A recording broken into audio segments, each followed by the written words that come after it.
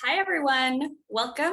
I'm very excited to be here with you today to dive into Faunalytics and Sentient Media's joint research study titled Animal Agriculture is a Missing Piece in Climate Change Media Coverage. My name is Coni Arévalo. I'm a research scientist at Faunalytics. I've been at Faunalytics for almost a year and a half now, but I do come from a background in wildlife conservation with about 5 years of experience doing research. Today, I'm joined by my co-author in this study, Jenny Splitter from Sentient Media. Jenny, would you like to introduce yourself? Sure. Thanks, Connie. I'm Jenny Splitter. I'm managing editor of Sentient Media. I just had my 1-year anniversary with Sentient Media, so it's hard to believe I've been here a whole year now. And I'm the managing editor. Awesome. Well, thank you for being here, Jenny. And let's just dive right in. So for this study, we were interested in determining how often animal agriculture is discussed by the media in relation to climate change. And when it is mentioned, how is it being discussed? What does this narrative look like? So to do that, we looked at 1,000 climate articles from 10 major US news outlets. And we determined the percentage of those articles that brought up animal agriculture in some way versus other causes of climate change. And then we analyzed all articles that brought up animal agriculture, as well as a random sample of non-animal ag articles to see what was being done well in terms of coverage, what could be improved, and if there were any missed opportunities to bring up animal ag in relation to other causes of climate change. Now, unsurprisingly, what we found was that animal ag was not commonly mentioned by the media in climate articles. Animal ag appeared in just 7% of the articles that we looked at. So that's just 69 out of 1,000 articles. So pretty low coverage. Instead, we found that other causes of climate change were much more prevalent. For example, mining, manufacturing, and energy production, we found were brought up in about 68% of climate articles. Emissions appeared in 67% of articles, fossil fuels in 53%, and transportation in 42% of articles. So there's a pretty big difference there compared to animal agriculture. Now, the amount of coverage that animal ag received did vary based on the news outlet we were looking at, but overall we did find that animal ag was not mentioned very often by any news outlets. Another thing we found was that animal ag subsectors, so like the cattle industry, for example, also aren't covered as much as they should be. So if we maintain that example of the cattle industry, we know that cattle farming is responsible for about 60% of animal ag emissions. Yet we found that cows were mentioned in only 30% of animal agriculture articles. So we're seeing that not only is the animal ag industry as a whole not receiving enough coverage in climate news, but the contributions of individual subsectors within the animal ag industry, like the cattle, the pork, the chicken industries, are also not being discussed as much as they should be. Now, Jenny, could you tell us a bit about what you found when you read through climate articles? Yeah. So I guess the most striking thing for me when I looked through the stories that did cover animal agriculture is that it seemed like almost all of them, weren't necessarily covering animal agriculture as a cause of climate change, but covering the impacts of climate change on animal agriculture, and this was, I think, because we looked at a certain time period that covered like extreme heat and drought, that there were a lot of articles talking about how cattle were suffering in drought and what the farmers were doing in those circumstances, selling their cattle or like slaughtering them ahead of time, that kind of thing.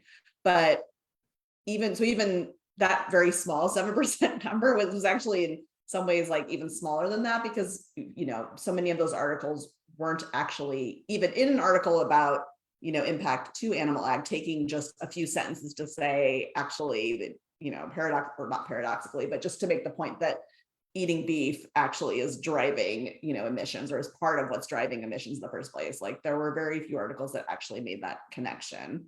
And some of the other things I noticed were, a kind of an outsized emphasis on regenerative agriculture.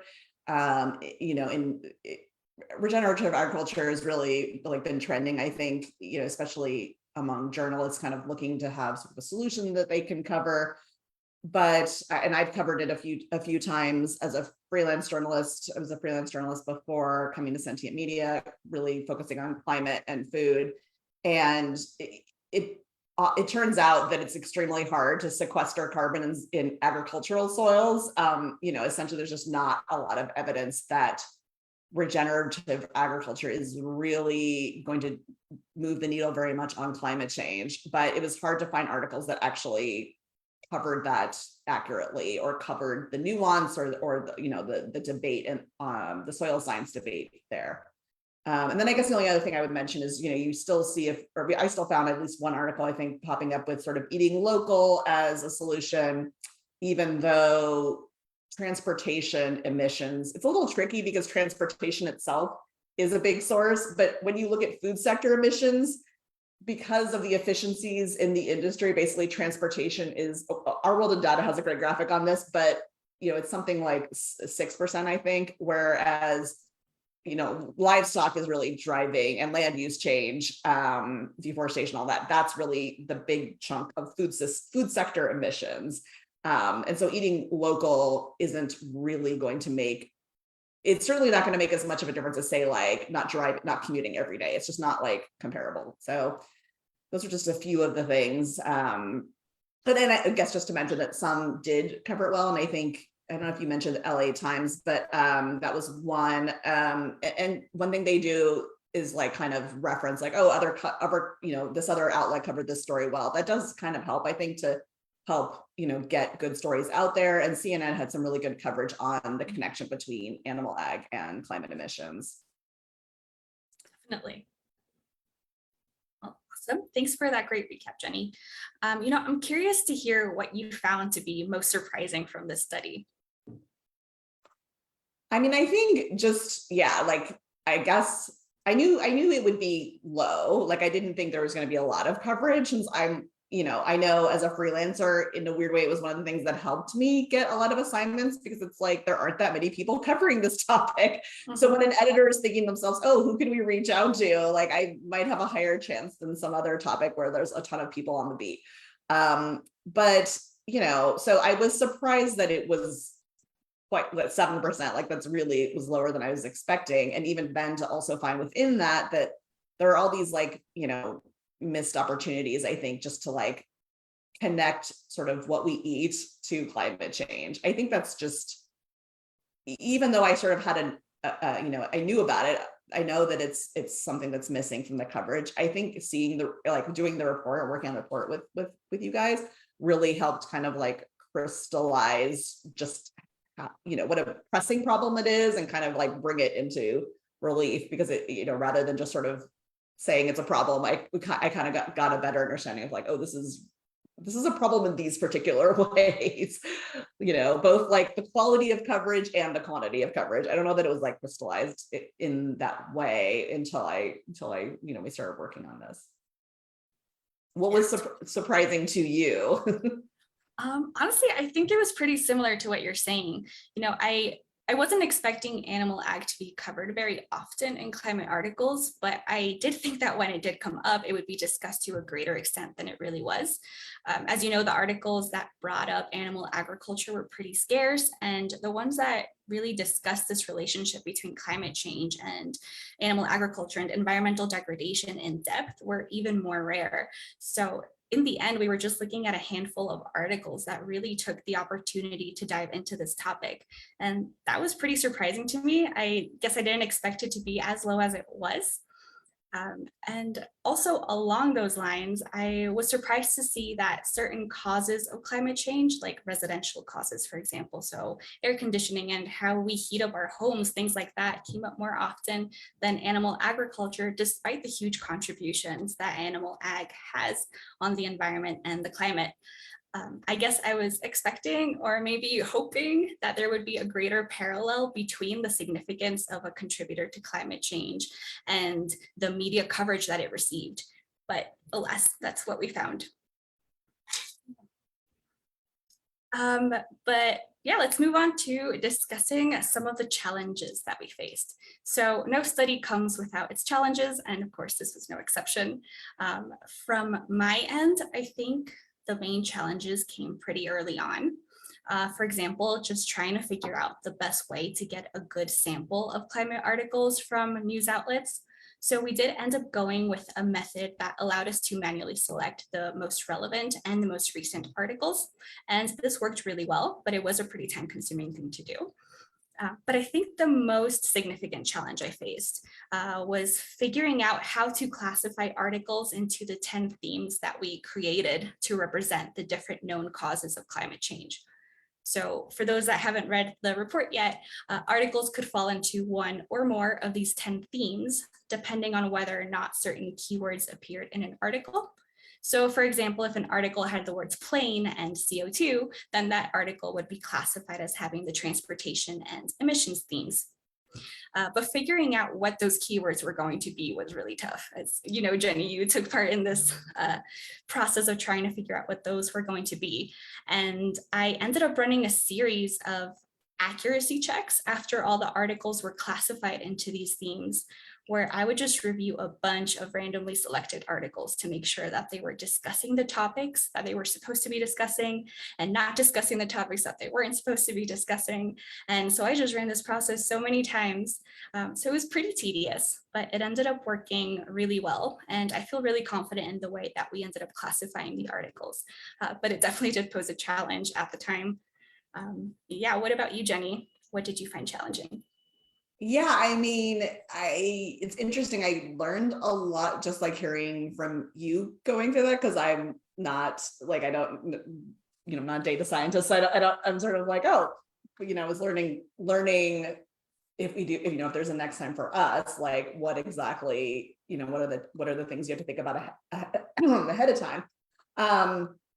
And I think, early on when we were researching, like, how are we going to do this? Because Anna had this idea and like brought it to me, and I was sort of looking at different academic and departments that do some of this work for climate media, but they weren't doing it on animal agriculture. And so one thing that was kind of challenge, or I guess maybe I'm taking a challenge and turning it into a wish for the future, but it'd be great if some of these places, there are a few places that have like database where they're just checking, they're sort of like, monitoring media for how well climate is covered.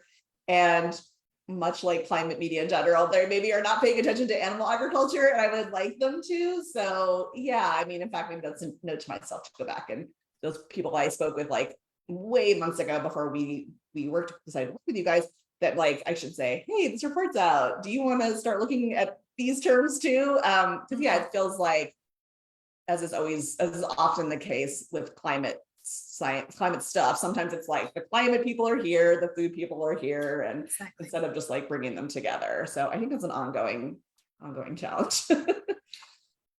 Yeah, absolutely. That's a really great point. And like you said, definitely an ongoing challenge. But I think maybe by having this report come out and that event that you did at the beginning of June, it's a good start to really having these conversations. And I guess kind of along those lines, almost a month ago now, we released this report, and Sentient Media hosted an awesome event titled Making the Climate Connection. And this event featured 2 panels that were made up of food systems researchers and climate journalists. So we really got that conversation going. And there were such great discussions that day of the challenges that are faced by journalists when they're trying to cover the relationship between food and climate. And I personally learned so much from watching those panels.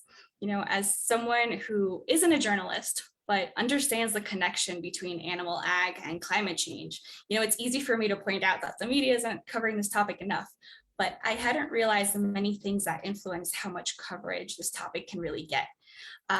So for example, someone had pointed out that food is a very personal thing. It's a personal way of life, and that alone makes it really difficult and maybe a little risky to write about. And then to add to that, you add the fact that in the US, animal ag and meat have become such political and divisive topics that it's become a pretty taboo topic. And then you also have the issue of reader interest, which I think is what stuck with me the most. where a lot of journalists at the event pointed out that if readers are generally showing little interest in reading about a particular issue, then of course it's going to be difficult for them to write about it. In this case, about the animal, ag, and climate connection. They're not going to write a story that no one's going to read. So I think that's what really stuck with me, the influence that reader interest has on whether or not a story gets published. But I think that's where we, the readers, can maybe help more, by showing interest in these news stories. And that gives me hope that maybe media coverage of these topics can improve if we start doing our part as well. But I'm curious about what you thought, Jenny. As someone who actually is a journalist, what were your biggest takeaways from those panels? Yeah, I definitely feel like yes, readers drive everything. And so it is true, like if there's something you want to see coverage of, and like sharing, a story is like the biggest way you can kind of influence that. It's like, for us, even like our audience is mostly Americans. So sometimes I'll get these like really great stories that are based outside of the US. And we do cover them sometimes, and we probably cover them less than stuff happening in the US. And it's just like an ongoing challenge. Like I need people to actually click and read the stories for me to write, it's this sort of, it's this ongoing conundrum. Like you want US readers to like pay attention to what's going on in the world. And also we're kind of also responding to what, US readers are Googling and looking for. So yeah, the biggest takeaway of the event for me, I think it just really struck me like how much this is like the beginning of the conversation. I think that's how Anna actually opened the event, and it really, our executive director, and it really stuck with me, like, oh, this is the beginning of something that's going to hopefully keep going, to kind of hopefully plant the seed and then keep that going of like shifting conversations with journalists who are covering climate or covering food. I think journalists are humans, and we often get in our own echo chambers. And I know I have to always check myself when it's like, I think this is true. And I might have an assumption before I read a new study. And I think, the more conversations we can have with people who cover things from different angles, the better. And that includes with, journalists who are super into meat eating or whatever it is. Like you kind of, as a journalist, I think, and as anyone's interested in media coverage, you have to be talking to people who are covering this issues, even if you think I would do a better job myself, or I would like, whatever you think, it's like the conversations are really important. And I think those relationships are really important. Yeah. And I guess like another thing is just how sort of divisive the issue of meat is in the US in particular. And I guess I knew this, it's not like, but like it's becoming even more apparent as you start to see, dietary shifts happen in places like Germany, or maybe the Netherlands kind of tackle their emissions. And even if there's, this backlash, it's sort of like approaching it head on. Whereas in the US, we're just not quite doing it the same way, to say the least. So yeah, it's a long way to go. I think that's like, but I was really heartened that so many people were engaged, I think, in the conversation. Yeah. I think it's a huge turnout too. Yeah, it was great turnout. And I think it was great. Like we had this like sort of big panel, which was, I was sort of like, oh, is this going to be too many people? But I think it was great to include people who really like Inside Climate News is taking on the industry. Whereas like someone like Tamar Haskell has more, she's a columnist and does kind of almost more stories, more kind of personal insight, I guess would be the way to put that. So, within the small bucket of people covering these issues and caring about these topics, and I think that's the part that's really important, is like, even if we disagree on we journalists disagree, like the people on the panel all care about the food system. That's why they do it. So I think so I think just that was like what I kind of got out of it, is that like this was going to like improving coverage is listening, exchanging, but also knowing that we all like thinking about what we do have in common, which is that we care about food systems coverage. Totally. Yeah. Sorry, that was a really long answer. You could talk. No, this is great. And honestly, No, I thought the conversations that took place that day were so good. Yeah. And I mean, it definitely looked like there were a variety of people that were really present on the panels with different opinions. Yeah. But the conversations were, I thought, really fruitful. So, yeah. Yeah, I think so. Righty. Well, before we take any questions, should we go through some recommendations for advocates, animal and climate advocates? Yes. Okay. Well, do you want to go first with like, Sure. yeah. Yeah, I can go. So the first thing we would recommend is that you interact with news outlets on social media, meaning that if a news outlet is doing a particularly good job at covering animal agriculture in relation to climate change, make sure to like that article, comment on it, share it. You can also interact by writing a letter to the editor. You can write an op-ed to share your expertise in the topic and give your feedback about a particular article. So these are a few things we would recommend. Jenny, anything else? Yeah, I mean, I think, yes, I just want to echo that because really, like, these are the things that news outlets pay attention to, how maybe not so much like, just because there's okay, comments on social media, good, but also that could be kind of its own weird landscape. Especially like think of like the Washington Post comment section. If you've ever dipped in there, you may not want to stay there. It's not a productive space. So like, just what you read, what you share, and then like, maybe even, you can even write to send emails to journalists. And a lot of journalists do, I think, if it's respectful, take in that feedback, like even high profile journalists.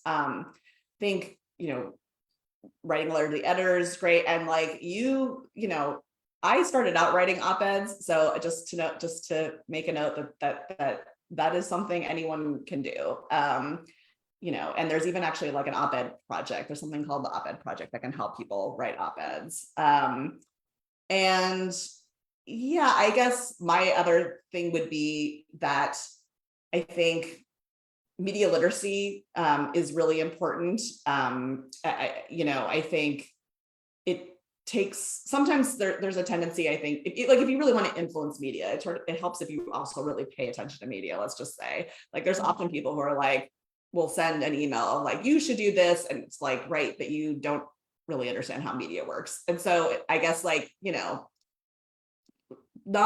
and I've known some scientists who have reached out though to journalists and have been able to make, influence like how things are covered. So it's possible. I think I would just say like, be respectful of like sort of your expertise versus what like a journalist's expertise is. And that can go a long way because journalists always, we're not experts. We're just sort of like have it's a craft of reporting. We haven't like, there isn't just sort of like one way to do it or anything like that. So if you're sort of respectful of the hours we've put in, I think that goes a long way of like trying to kind of get yourself, make sure you are heard by the journalists, you maybe want to nudge in a certain direction to pay attention to the stories you care about. Definitely. And the one thing I'll add before we close off is that we also invite you to use your own platforms to educate the public about the connection between animal agriculture and climate change. If you're working on diet campaigns, you can include an environmental element into that campaign, or if maybe you find yourself lobbying for farmed animals, make sure you talk about the consequences of animal agriculture on the environment and the climate as well. You don't have to have a newspaper to do your part in educating people on the connection between animal ag and climate change. So use whatever platform you have and educate. Oh, and can I add one thing that please do? I would be, maybe some of my coworkers might kill me if I don't mention, actually, we just launched something called Animal Advocacy Media Network. You can find information on our site or just email me, jenny@sentientmedia.org if it's not obvious, but we have a Slack channel that's for advocates who want to do this work. So we also have a Slack channel for journalists, but if you're not a journalist and just like want to share things on social media, we have a place where you can, trade resources, trade infographics, memes, whatever it is that you want to use to put on your platform. We have a spot to kind of like help you do that. Perfect. Yeah, maybe we could put the link in the comments here too, so people have it. Well, It looks like we don't have any questions. So if you do think of any questions later, feel free to drop them in the comments or email us at info@faunalytics.org, and we'll get back to you as soon as we can with an answer.